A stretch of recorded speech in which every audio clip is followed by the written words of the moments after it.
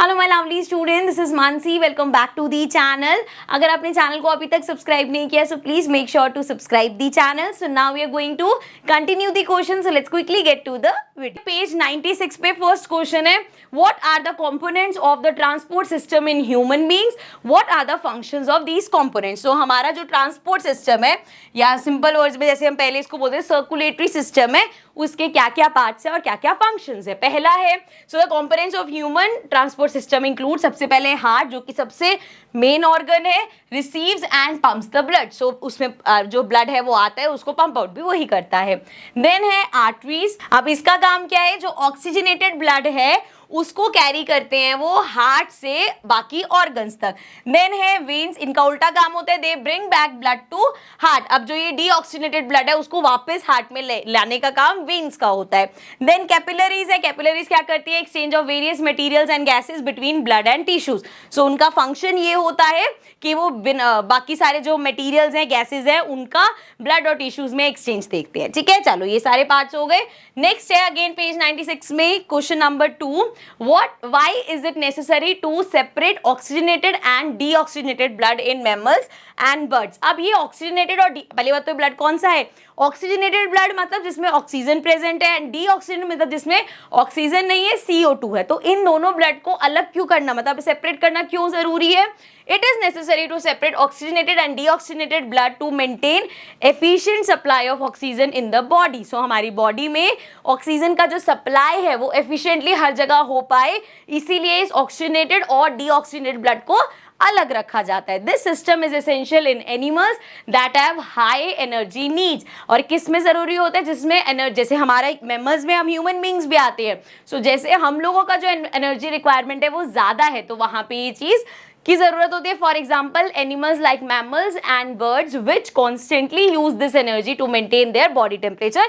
इसी एनर्जी को यूज करके हम लोग अपना बॉडी टेम्परेचर भी मेंटेन करते हैं, जिस वजह से हम यहाँ पे सर्वाइव कर पाते हैं। ओके, चलो नेक्स्ट पे आ जाते हैं। नेक्स्ट हमारे पास थर्ड क्वेश्चन है अगेन पेज 96 का, what are the components of the transport system in highly organised plants. अब किसकी बात हो रही है, जो हाईली ऑर्गेनाइज्ड प्लांट्स है उनके जो ट्रांसपोर्ट सिस्टम है उसमें क्या क्या कंपोनेंट्स होते हैं। So in highly organised plants there are two different types of conducting tissues. ये हम पढ़ के आए हैं अगेन नोट्स में। एक है जाइलम, एक है फ्लोम। ये क्या करते हैं, बेसिकली पूरे ट्रांसपोर्टेशन में हेल्प करता है।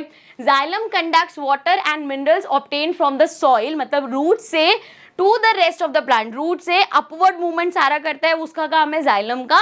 And phloem transports food material from the leaves to different parts. और जो हम यहाँ पे लीव्स में खाना वाना बन रहा है वो सारे पार्ट्स ऑफ प्लांट तक पहुंचाने का काम फॉलम का। ये अपवर्ड डाउनवर्ड मूवमेंट दोनों करता है। ठीक है, चलो नेक्स्ट है हमारे पास क्वेश्चन नंबर 4 अगेन पेज 96 का। थोड़ा सा इसको ऊपर कर लेते हैं। चलो, the question says how are water and minerals transported in plants. अभी लास्ट क्वेश्चन में हम यही देख के आए हैं, तो वो पूछ रहे हैं कि वाटर और मिनरल्स कैसे ट्रांसपोर्ट होते हैं प्लांट में। The components of xylem tissue, जो जाइलम टिश्यू है मतलब उसके अंदर जो जाइलम कंपोनेंट्स, मतलब अभी हमने पढ़ा था कि ये कंपोनेंट है, इसके अंदर भी तो चीजें हैं। सो जैसे कि tracheids and vessels of root stem and leaves are interconnected to form a continuous system of water conducting channels that reaches all parts of the plant. So क्या होता है, इसके अंदर की जो चीजें है ये इस तरीके से आपस में इंटरकनेक्टेड है कि वो एक वाटर कंडक्टिंग चैनल बना सके। जैसे क्योंकि देखो, जब भी आप पौधों को पानी देते हो, प्लांट्स में पानी डालते हो, तो हम रूट्स में करते हैं वो काम, ठीक है ना। तो वहां से पानी पूरी जगह पे पहुंचाना, तो उसके लिए चैनल बनाया है।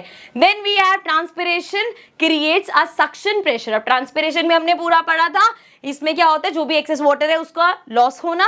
सो यहाँ पे ये हेल्प करता है, क्योंकि देखो कोई चीज ऊपर से नीचे फ्लो करेगी इजी है, ठीक है, ग्रेविटीज है बिकॉज, लेकिन कोई चीज अगर आपको नीचे से ऊपर लेके जानी तो एक आपको प्रेशर चाहिए, एक पुल इफेक्ट चाहिए, जो कि इस ट्रांसपिरेशन से आता है। Creates a suction pressure as a result of which water is forced into the xylem cells of the roots.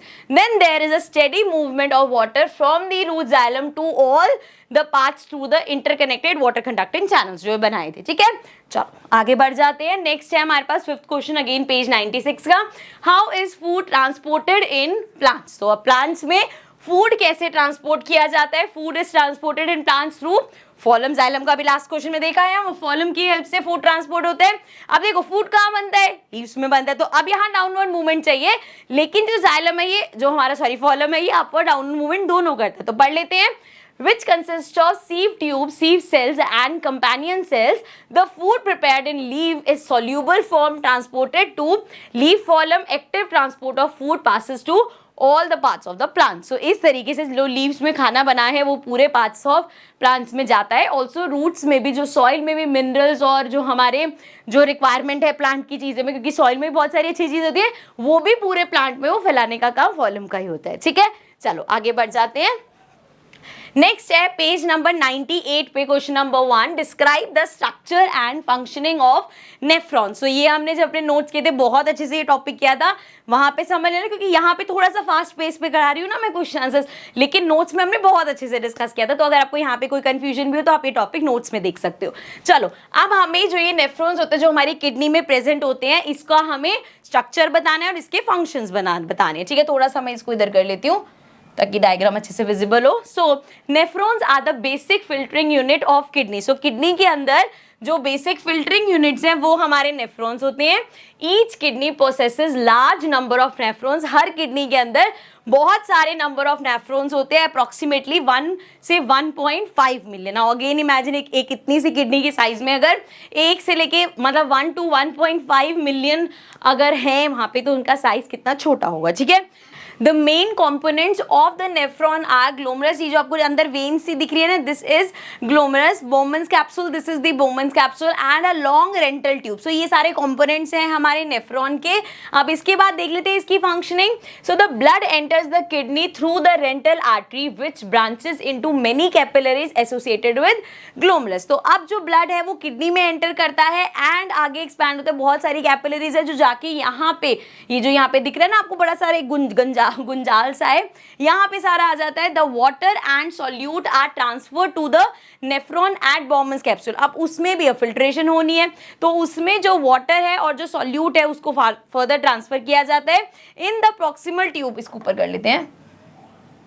अब जो हमारी प्रॉक्सिमल ट्यूबल है, some substances such as amino acid, glucose and salts are selectively reabsorb, क्योंकि इनकी फिर से body को भी इसकी जरूरत है, ये कंप्लीटली वेस्ट नहीं है, तो इसीलिए उन चीजों को रीएब्जॉर्ब किया जाता है। And unwanted molecules are added in the urine, और जो अनवांटेड है, जो चीजें नहीं चाहिए बॉडी को, उसको यूरिन में ऐड कर दिया जाता है।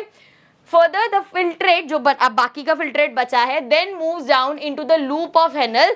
सो ये जो हमारी लूप ऑफ हेनल है उसमें ये फर्दर जाता है, where more water is absorb. इसमें भी अब जो वाटर हमारी बॉडी, क्योंकि वाटर की रिक्वायरमेंट तो है, सो जो उसमें वाटर है जो कि वेस्ट का पार्ट नहीं है, उसको और रीएब्जॉर्ब करा जाता है। From here the filtrate moves upward into the distal tubule and finally to the collecting duct। collecting duct conducts urine from many nephrons। अब क्या होता है, ये सारा फिर ये अभी एक नेफ्रॉन का पार्ट चला था कि ये उसका फंक्शन है, एंड उसने वहां पे कंडक्टिंग डक्ट में भेज दिया। अब वो कंडक्टिंग डक्ट जितने ये मिलियन ऑफ नेफ्रॉन्स है, सबका सबने जो भी फिल्ट्रेट उससे पहुंचा है, जो भी यूरिन पहुंचा है, उसको कलेक्ट करने का काम है। एंड देन फर्दर उसको ऊपर करते हैं।